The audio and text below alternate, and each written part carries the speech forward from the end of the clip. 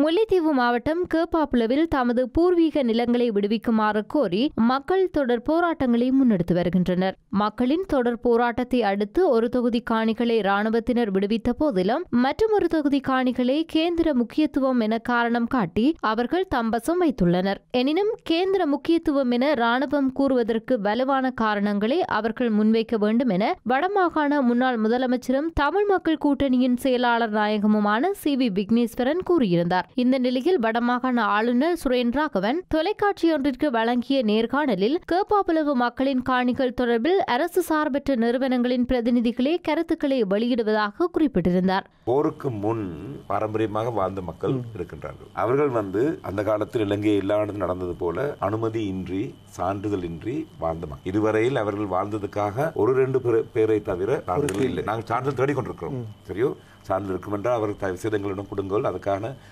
வழிமுறைகள் செய்யலாம்.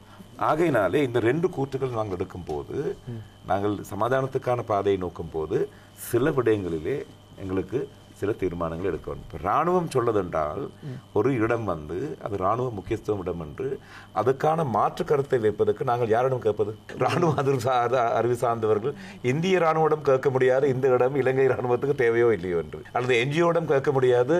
அநேக நேரங்கள் என்ஜிஓவில் இருக்கிற மக்கள் தான் இதை பற்றி கருத்து தெரிந்து கொண்டிருக்கிறார்கள். ஆகினால் நான் கொள்கிறேன், ராணுவம் அப்படி சொல்லும் என்றால் நாங்கள் அதுக்கான சாதாரண செய்முறை போட்டு செய்ய வேண்டும். அதே நேரம் இந்த மக்கள் அவைகளுடைய வாழ்க்கை நடை, அவருடைய வாழ்வாதாரம், அவருடைய பாரம்பரியம், அவருடைய உறவோடு அந்த மண்ணோடு இருக்கும் உறவு, அதை நாங்கள் கரசனை கெடுக்க வேண்டும்.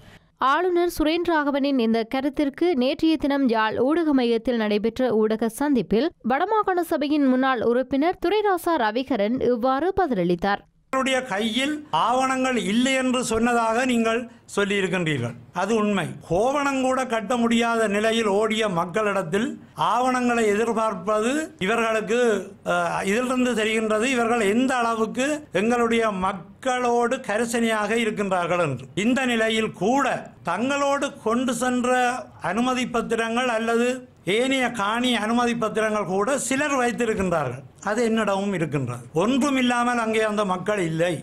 கேப்பாப்புலவு மக்களின் 60 ஏக்கர் காணிகளை மாத்திரமே ராணுவத்தினர் தமது கட்டுப்பாட்டில் வைத்திருப்பதாக வடமாகாண ஆளுநர் தெரிவித்த போதிலும் அந்த தகவல் உண்மைக்கு புறம்பானது என்றும் ரவிகரன் சுட்டிக்காட்டினார். போராட்டத்தின் வாயிலாக வெறும் 60 ஏக்கர் அல்ல இன்னும் விட வேண்டி இருக்கின்றது. இன்னும் 171 ஏக்கர் காணி அங்கு விட வேண்டி இருக்கின்றது.